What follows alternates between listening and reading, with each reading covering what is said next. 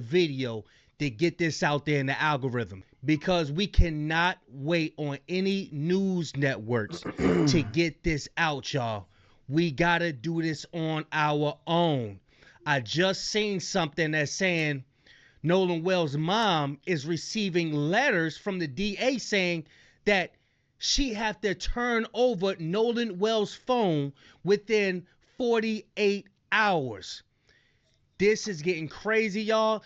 I know in this war, it sounds like they up, and then sometimes we up. Then it just seems like they gonna get away with everything. But I'm telling y'all, we gonna win this war. Trust me. Let's get it, y'all. The reason why Jax looks like he can't no longer take this is because Jax actually had a relationship with Nolan Wells. And Jax seen what happened firsthand. And he's being forced to keep his mouth shut to protect his younger brother, allegedly. I can guarantee you, and I can bet you any amount of money, Jax tried to stop him.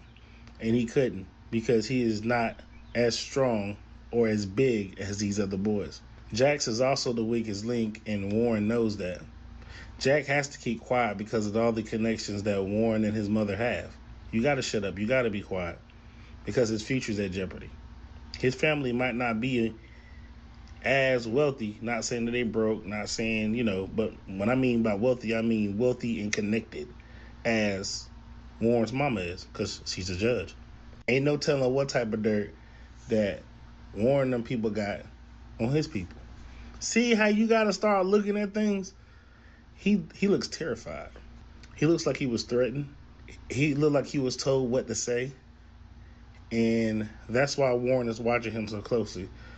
I want to make sure you're saying everything that I told you to say before we got up here. Don't say nothing else. Well rehearsed.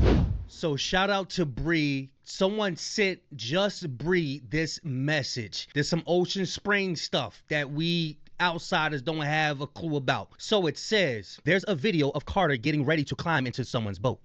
But Warren grabs him and takes him off the boat, and they go to Wyatt's boat. As everyone walks back to Wyatt's and Bart's boat, Nolan is speaking to Katie McCormick at the shoreline. Wyatt is screaming for Nolan to get on the boat. Nolan leaves Katie at the shoreline and gets on the boat. While on the boat, a huge confrontation occurs between Warren and Nolan, as a witness states. Nolan is heard screaming at Warren to give him back his phone. So Nolan doesn't get off the boat to speak to Katie again. He remains on the boat. So the last people to see Nolan was Warren, because he was having a huge confrontation with him. All the other people on Wyatt's boat, including Wyatt, was the last people to see and be with Nolan. I wonder if any of the boys recorded the MMA fights. Did Nolan record Carter's fight in which he got his ass kicked? And he might have been pissed about Nolan recording the fight. May explain why Warren took Nolan's phone from him and didn't want to give it back. Didn't Nolan's mom say Nolan's Snap account was tampered with, and also pics were deleted on his phone? I'm wondering, were they pics of Carter's MMA beatdown? I'm just wondering. This was just sent to me in my inbox, and then I was quite shocked. I was like, holy crap. So then that's whose page it's on, but she said that she's not the original poster. And then when you click in the comments, she says that she's trying to find the original poster. Holy camole. What do you guys think about that? So with that said, I'm trying to locate the page I found this on, but whoever she is, she was spot on. And this is a picture. It looked like everybody was on there. We're just reporting on what's going on the internet, y'all. J. Megan, Nerdy Pink Panda, has a new TikTok account, y'all. So go ahead and follow it. Check it out. Well, if you guys want to see my latest video, you got to go to my other page. Yep. Nerdy Pink Panda 00. That's right, I've gotten my 4th one. Normally I just re-record it. It was like a 9-minute video, y'all. I don't have the bandwidth today. It's pretty much the same. It's just Nerdy Pink Panda 00. I tag myself in the comment section, so make sure y'all like and interact that. Kind of accidentally walk myself into a theory. is going to be my last video for a couple of days to give myself a chance to recharge. You know, unless something absolutely insane comes out. And all right, after this, I'm probably going to take a couple days off because my brain needs a rest after the last couple of days. Now we know for sure that there was storage in the bow of the boat. All right, so now at this point, I am pretty sure that the Triton was there all day. They didn't switch out the boats. And I'm also pretty certain at this point that this is a real video, because there's one single frame where you can see Bart's boat and you can also see the toes of somebody like dangling them off the water. So if the picture or video were AI, it would be a really bizarre thing for it to just kind of throw in. But there's zero question in my mind that this video has been altered. So then the question becomes, why would they alter this video?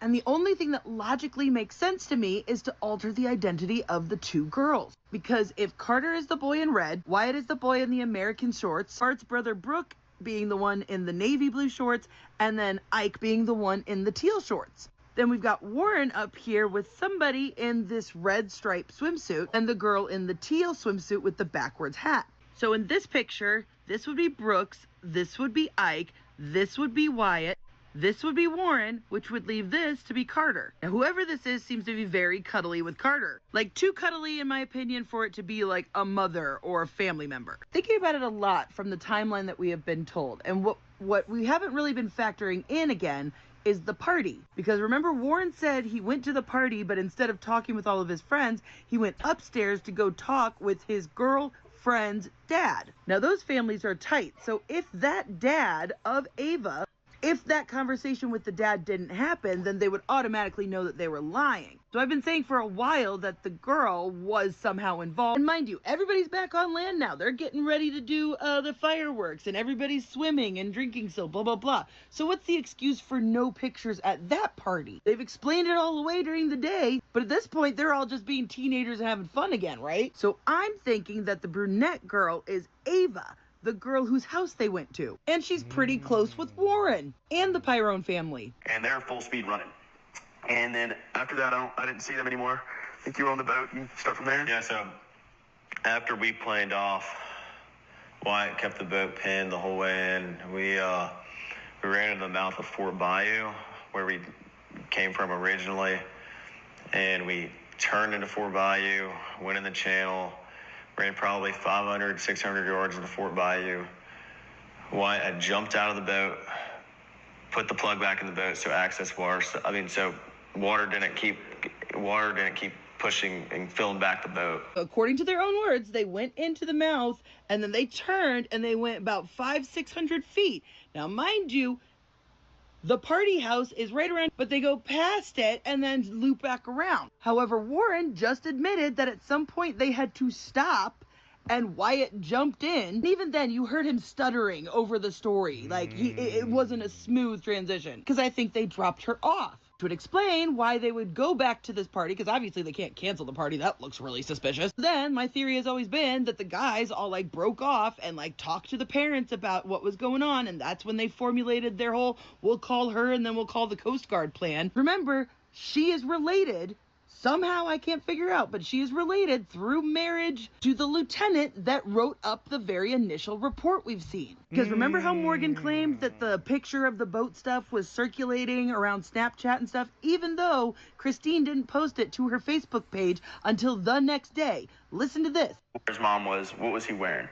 And so we were trying to remember what color his shorts were. We couldn't quite figure that out. I said black. Yeah, I think we said 'Cause black. I really did. He was wearing navy blue shorts. Yeah, it was like dark blue shorts. Dark. I just said black because I was trying to piece everything together and help out. And so at this point, we're freaking out. We don't know where our friend's at. And the girl that took the picture, she was like, okay, well, I just took this picture of today. This is what color swim trunks he was wearing.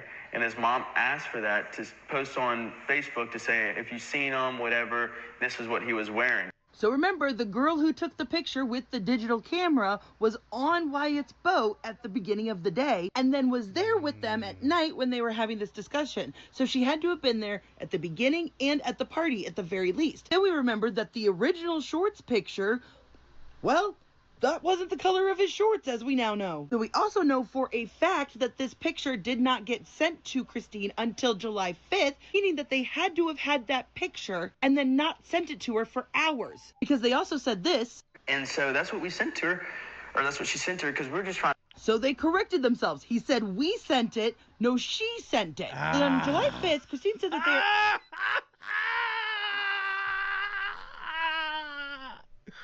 Oh, man. Or that's what she sent to her, because we're just trying. So they corrected themselves. He said, we sent it. No, she sent it. And on July 5th, Christine said that they have been up for almost 48 hours straight. And then the very next post above it are the same pictures, but better quality. Why did it take so long to get these pictures to them? Oh, and y'all, now that I said that, I realize, so all of these pictures had to come from the same digital camera, right? Meaning this picture did as well. And since I've already proven that this picture had used AI to do something weird because, you know, there was no little bar here, only explanation for using AI on just this little part would be to obscure the reflection that was in this poll of the person who was taking the video.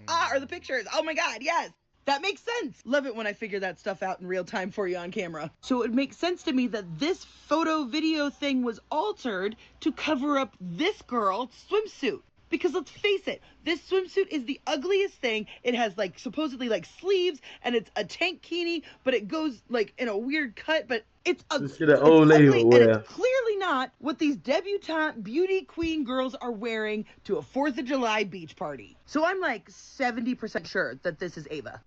Oh wait, oh my God. Wait a second. Shown y'all guys before that there's 4 boats out here, this little cluster, right? But I'm looking at these weird pink lumps and stuff at the front of the boat, Bart's boat here. Is that a pile of life vests? Because I'm realizing there's not 20, 30 people on all of these boats. Like, I'm seeing 10, 12 people here tops. Let's not forget what a full house looks like on these boats. Because even in this video at the meetup place, there's not 20, 30 people getting ready to get on these boats. I mean, the boat left at 9:56 according to the GPS. We got like 7, 8 people here, like 6 people here. And also, if they were legitimately needing to be towed and they were trying to get the water to run off, why are they all spread out on the boat? Why are they on the boat in general? Why didn't they just get off on land or get on another boat? Trying to get the boat to tip up and go planing, why do you have over half the boat on the front of the boat? These are experienced fucking fishermen. They know better than that. Yeah, I can't believe I've never thought of that before. If the boat was sinking, why are they even on the fucking boat? Yeah, and if it was so common and so easy to get, you know, rides back with other people, you know, strangers on Horn Island, why did they need to load everybody on the boat? Or were they... Everybody's tight-knit. He said, Nolan, get on the boat. We're sinking, which don't make no damn sense for Nolan to get on the boat while it's sinking. Bruh, the story got so many holes in it, bruh. Yelling at Nolan to get on the boat. They didn't need to get him on the boat. And now that I'm looking at this, doesn't it look like Warren is on the phone? Could this have been when he was calling his mom 8 times? Also, one more thing that stuck out to me. We called law enforcement. I was with Wyatt at the time after we left Jackson's house that night. I was with Wyatt, and one person we were with saw that their location was headed towards Wyatt's house. And so Wyatt got on the phone with 911 and was like, hey, these people are on the way to my house or already at my house. My mom and my dad are there alone, and they know nothing about this. He stumbled over his words from beginning to end in that story, so I don't believe any of it. But the one thing that sticks out to me was the phrasing, they don't know anything about this. If people are heading over to your house, why wouldn't you call your mom and dad before you called 911? Because it sounded like he was trying to keep his parents out of the loop of this story, which as a teenage boy implies that you have something to hide. Just a lot of different things to think about, right? Facts. It is a lot to think about, especially when she putting in the work that she putting in. I know it could get exhausting, so she is granted a break. For her to be receiving downloads while she's recording, I'm telling you, the Most High, bro, this whole earth is just a chessboard for the Most High. He used whoever he want to use to bring the truth to light. He used whatever. I read a comment that says, wow, the Most High is incredible. He's using one of their own to expose them. That's how he works. Bro, Javon entered the chat and said, y'all lying, bro. Stop lying on my name, bro. Jax, Javon sure came for you in the comment section, didn't he? 5 other people that also left their phones on the boat, and we had to wait at the boat launch for them to... I was never on that boat, dude. Like, y'all stop, bro. It's sick. I'm not gonna lie. My phone was only placed on that boat. I literally rode with parents and friends. To come and pick him up, including Javon. I mean, Javon left his phone on our boat. That man said, stop lying. You're doing too much. And I think that that is the problem. This is why y'all keep doing these interviews, and it's not helping any of you guys. Y'all lies are catching up with you. And this is the funny part. And I'm gonna keep bringing this up because I loved how you paint the narrative that because Miss Christine posted the picture of what Nolan had on that day and you guys were included, you guys made yourself relevant. Because at per the CETO call, we were only interested or paying attention to several other people, but you continuously, even in this video, are making yourself relevant. But I guess y'all thought Javon was scared or nervous or he wasn't afraid to speak, but eventually everyone else will get like that. They'll start being honest about what really happened. I love how Javon is coming for y'all because y'all not about to play with Javon, he said, okay? This is a Triton boat layout right here, y'all. Remember what J. Megan had posted previously explaining how deep the boat is and the compartments that it have. And she said it holds fish, but guess what else it can hold, y'all? Watch this.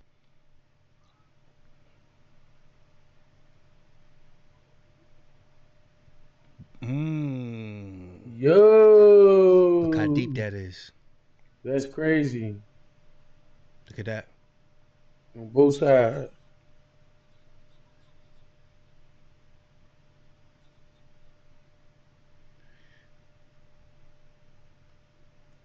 So it's showing the compartments that it have. It's playing music, so I can't play the audio. But that is interesting. So Nolan Wells' mom, Christine Wansley, has his phone.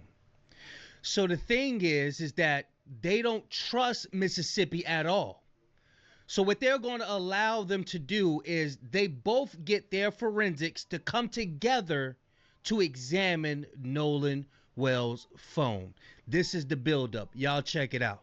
Has the DA said anything, given any guidance on the joint investigation of the cell phone? Just to clarify, what the agreement was that the DA's office, and this is the Jackson County DA's office, as well as our forensic team, and possibly the FBI, were going to together download and examine the phone. So it's done one time with everybody together, right? This is very common in the law. I mean, what you all may be more used to is when there's a terrible car accident, and then there's an examination of that car, and everybody comes together one time. They don't move that car around, and everybody does their own thing. This is what is supposed to happen. We are waiting for the DA to determine the time, the place, the date. Let us know, and we are going to be there with our forensics team and anybody else, but it's done one time, one examination. So Christine Wansley is like, hell no, I'm not giving y'all forensics teams the phone. Y'all do whatever y'all want to do with the damn phone, and next thing you know, I don't get no justice for my son. So we're going to come together and look at his phone together. But in the latest news, what I've been hearing is, check this out, y'all. We have a new update regarding Nolan Wells, and I'm going to say it.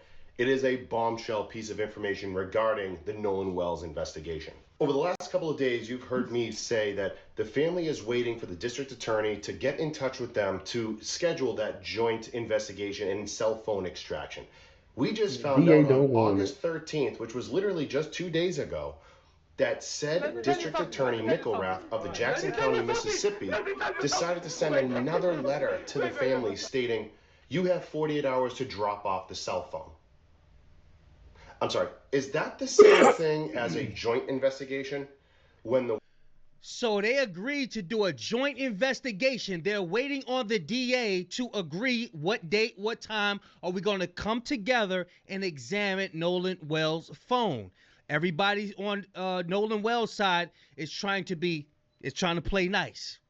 Now, they turn around, don't give any response, and when they do give a response, they say you have 48 hours to give us Nolan Wells' phone. They're trying to bully Nolan Wells' parents into giving the phone. I don't give a damn. Miss Christine, Elmore, if y'all see this video, do not give up that phone. Please do not give up that phone. Let's continue. Words are, you have 48 hours to drop off the cell phone, or you have 48 hours to, possess the cell phone for us. Is that the same thing as saying we're going to have a joint investigation? Don't you worry, I'm going to show you the letter right now. Here is the actual letter sent from A.R. Smith, the same attorney that sent out the letter on August 11th. I want to point your attention to right here. To date, Nolan's parents remain willing to facilitate an appropriate forensic examination of Nolan Wells' phone, including FBI involvement, according to our agreement on July 15th. However, your letter sent to Eric Hertz on August 12th at 12:51 p.m. set a deadline for Wednesday to deliver the phone to your office by August 14th at 9 a.m.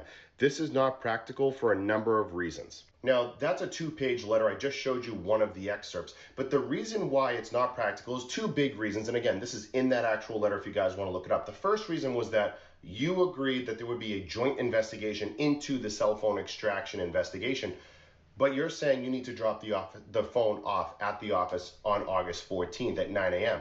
That doesn't strike me as a joint investigation. That strikes me as, give us the phone, we'll go through it, and then we'll get back to you later. The second reason why it's impractical is because at the time, the Wells family was actually nowhere near Mississippi or nowhere near an area where they could actually drop it off and be compliant with that deadline. So those are the 2 main reasons why. Now, again, you guys can read the letter yourself. But this now makes sense. This is why the family is so concerned, and this is why the family is so upset. Because the DA now is essentially going back on what they said, saying, we want you to drop off the phone on August 14th, when on July 15th, they said, we will do a joint investigation together. This is why the Wells family is so frustrated with this investigation. And this is why they're trying to get the Department of Justice involved. This is why all the leadership are getting involved in this, is because the family was under the expectation that the district attorney in Jackson County, Mississippi, was going to do a joint investigation based on the July 15th meeting. All they're doing is just proving how much of the damn devil they are. And the more they show that how much of the damn devil they are, the more of our people are going to wake up. Because you still have a lot of people that's in the dark. They don't know anything about the Nolan Wells case. But when they examine it with fresh eyes and ears, they're going to know this is not good right here. You mean to tell me you're going to try to bully this lady into turning over Nolan Wells' phone after she just lost her son? Right. And you already still have his organs and throat? Y'all get in the comment section. Y'all let me know. It shows me that they know what the hell is going on. And everybody sees that you're trying to cover it up. But don't. With the mama's help. Let me know what y'all think in the comments. Don't forget to like and subscribe. Y'all comment down below. Hey. Did they know? You know what I'm saying? Did they help cover it up because the judge was on the boat? Who knows? Until next time, y'all.